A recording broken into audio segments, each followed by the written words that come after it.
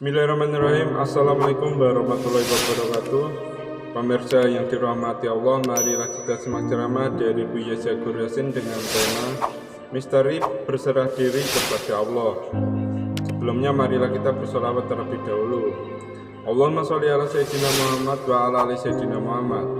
Marilah kita doakan semoga almarhum Buya Zagur Yasin diberikan tempat terbaik di sisi Allah Subhanahu wa Ta'ala. Amin ya rabbal alamin. Ketika kita masih menyangkal ketentuan Allah, umpamanya kita gagal panen. Kenapa harus gagal panen?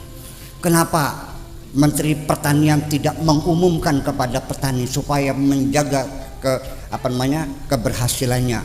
Kenapa dan kenapa? Jadi artinya bahwa ibu-ibu sekalian, ketika kita menghadapi satu kegagalan, pertama, jangan pernah ada penyangkalan apapun. Jangan pernah menyalahkan siapapun. Sudah kita terima mangga. Kita terima apa adanya. Ya wis bokat kudune konon. Selesai. Ya Allah terima kasih. Nah, ketika kita terlahir di dunia, oleh Allah diberi wajah yang pas-pasan, hidungnya asal menonjol sedikit kayak wudun, sudah terimalah, alhamdulillah saya dikasih hidung, masih ada bolongannya, lumayan buat ambekan, alhamdulillah, selesai. Begitu kita tidak pasrah pada Allah, menyangkal ketentuan Allah, kenapa aku terlahir tidak cantik, ini akan menjadi beban penderitaan seumur hidup. Ya, akan kehilangan percaya diri, akan kehilangan semangat, dan kita akan terjebak dalam psikopat namanya minderwater kompleks, menjadi kecil hati, menjadi tidak punya keberanian, menyesali.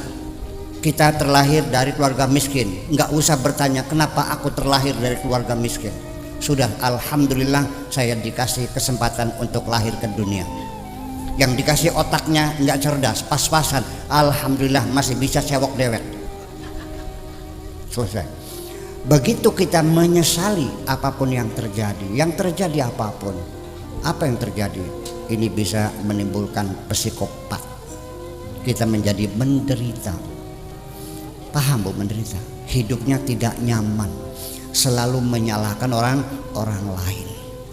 Begini logikanya. Kalau kita selalu menyalahkan orang lain, ini dapat dipastikan berarti orang itu tidak pernah mengakui bersalah. Setiap kegagalan jangan pernah mencari kambing yang berbulu hitam.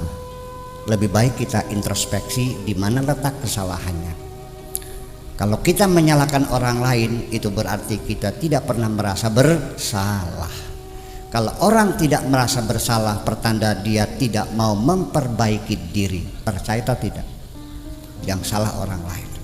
Dan ini tidak menyelesaikan persoalan, malah menimbulkan kemarahan orang lain yang dijadikan kambing hitam dan menimbulkan permusuhan. Persoalannya tidak selesai, malah menimbulkan persoalan baru. Ada seseorang, kita cerita dulu, bagaimana supaya kita pasrah terima kepada Allah Subhanahu wa Ta'ala, dan jangan menyalahkan orang lain. Jangan gara-gara kamu, banyak gara-gara.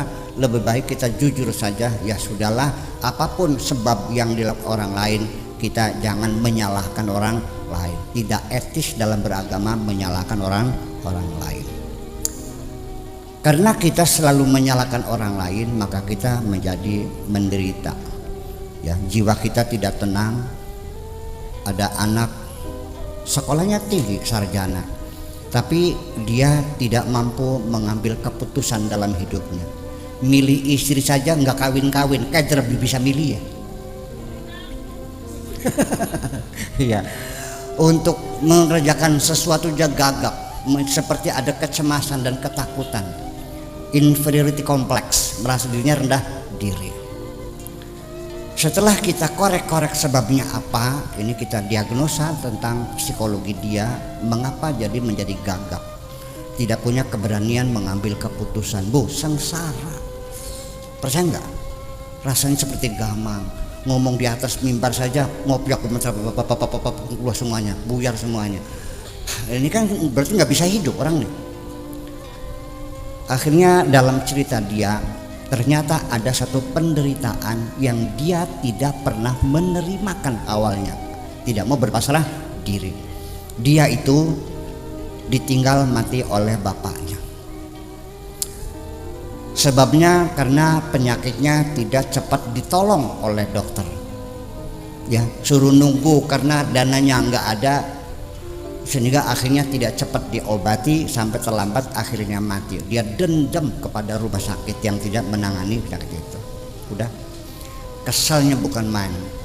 Kemudian juga setelah bapaknya meninggal, ibu sekalian, dia ditanggung, dibiayai oleh kakaknya. Sekolahnya yang membiayai kakaknya sampai sarjana. Tetapi kakaknya ini, dia bercerita, dia galaknya bukan main. Sehari-hari kalau bangunin tidur langsung dibanjur sama air. Ya, kalau marah ditendang. Dia tersiksa hidupnya karena kakaknya itu sangat ganas sekali. Ditendang, ditampak, ditonjok begitu. Jadi dia karena merasa ini sehingga hidupnya tidak bisa mengambil keputusan apapun. Coba repot enggak, Bu? Kalau hidup begitu repot enggak? Sengsara enggak? Sengsara hidupnya. Lalu akhirnya saya katakan, caranya gimana supaya dia itu menerima realita yang dengan kebesaran hatinya begini. Kamu sekolah selesai enggak? Selesai. Sampai sarjana? Sarjana. S1, S2, S3, S1. Alhamdulillah S1. Yang membiayai siapa? Ya kakak saya. Loh, ya kalau begitu kakak itu sayang sama kamu dong, enggak kejam. Kalau dia kejam tentu kamu akan dibiarkan saja terlantar. Selagi kakak kamu masih membiayai kamu sekuliah sampai selesai, berarti kakak kamu sayang. Tapi dia kejam, dia galak. Loh, kamu harus belajar memahami sudut pandang orang lain. Kunku semonoku jawane mah saking emane sira ditendang kudu kejam. Mung caranya begitu caranya. Jadi di sudut pandang lain kita harus mengerti sudut pandang orang lain. Saya yakinkan bahwa orang kakakmu itu sayang sama kamu. Kamu tidak dibenci. Dan Allah juga, kenapa Allah bikin mati bapakmu itu? Itu karena Allah sayang juga pada kamu. Mungkin kalau bapakmu masih hidup, mungkin kamu kuliahnya tidak selesai. Iya, sengaja dihabisin bapakmu untuk menyelamatkan kamu jadi sarjana. Dia mikir. Jadi gimana? Ya sudah, itulah hidupmu. That is your life. You have to work on. Kamu itulah kehidupanmu, harus kamu jalani. Waras sih. Jadi sini ada kiat-kiat bagaimana untuk berpasrah diri kepada Allah Subhanahu wa Ta'ala. Bu, begini. Datang kepada Ustadz. Kata Ustadznya, ya Bu, sing sabar. Bro, saya ini selalu disakiti oleh suami saya. Ya, selingkuh. Ya sudah yang berjiwa besar. Sudah Pak Kiai, ini sudah berulang-ulang ketangguhan lagi, minta maaf lagi, terulang lagi. Pak Kiai, sampai kapan saya harus bersabar? Sabar kan ada batasnya. Begitu mengatakan sabar ada batasnya, saya katakan berarti Anda belum paham maknanya sabar. Itu. Jadi ini terminologi agama ini tidak dimengerti sebetulnya. Ya, rumusan yang begitu indah tidak mengerti. Yang sabar ya ada batasnya. Kalau sabar itu tidak ada batasnya sampai titik darah penghabisan. Ya tapi kan saya tidak purik, saya tidak tinggal. Iya, itu bukan sabar, itu namanya terpaksa. Karena kamu sudah tidak punya bapak, tidak punya ibu, suami selingkuh, mau minggat kemana? Jadi selama ini kamu ngurusin suami itu dalam keterpaksaan, itu bukan sabar namanya. Nah, jadi sabar apa? Sabar nggak ada batasnya. Ibu-ibu sekalian, makanan apapun yang diawetkan sampai dia tidak akan pernah busuk selamanya, diawetkan, itu namanya musabbarat, dibuat sabar. Jadi sabar itu gimana? Ya kalau kita sabar tidak bisa, ya disabar-sabarkan saja dulu. Nanti lama-lama juga bisa jadi sabar. Sabar tidak bisa datang dengan sendirinya, tapi dengan pelatihan, pendidikan, latihan berulang-ulang baru kita kokoh. Jadi sabar itu sebetulnya adalah kepribadian yang kokoh, siap menghadapi, punya keberanian menghadapi hidup, dan dia berjalan pikirannya bagaimana menyelesaikan persoalan, bukan melarikan diri. Kalau perempuan itu karena suaminya selingkuh lalu cari lebih minta cerai, itu bukan sabar, namanya melarikan diri, pengecut kau ini.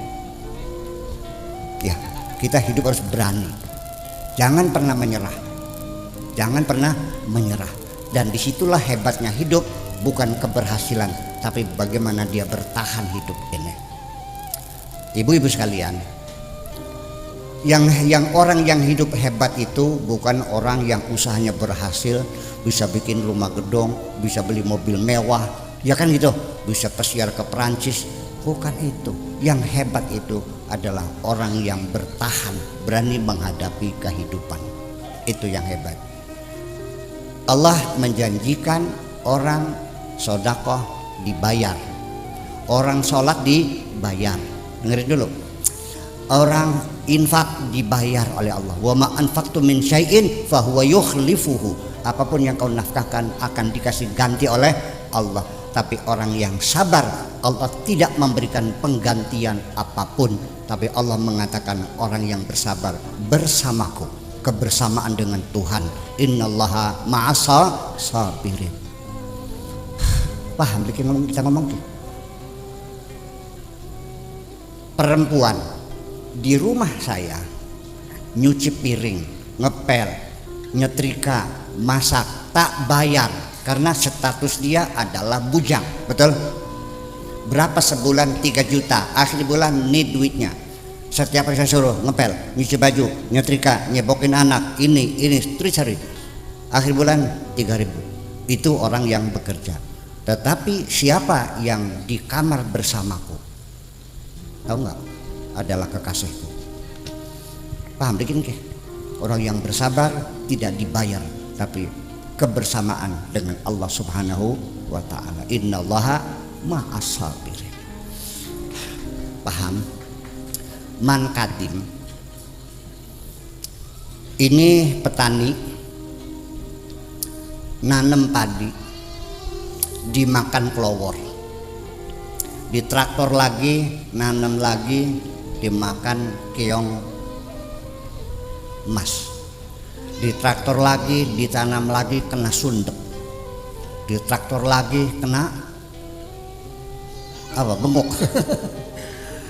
kena tikus, traktor lagi, tanam lagi, kebanjiran, kelem semuanya, sampai habis uangnya, sampai tinggal celana poket. Masih nanam juga sampai meninggal dunia dan habis hartanya semuanya. Itulah orang yang paling hebat di sisi Allah. Kenapa? Dia diturunkan ke bumi dengan tugas menanam padi, dia jalani sampai mati. Itu yang paling hebat. Paham? Saya tidak bangga dengan orang yang kaya, dengan orang yang cerdas, ulama yang nggak ada urusan. Yang paling hebat adalah orang yang siap bertahan menghadapi kehidupan.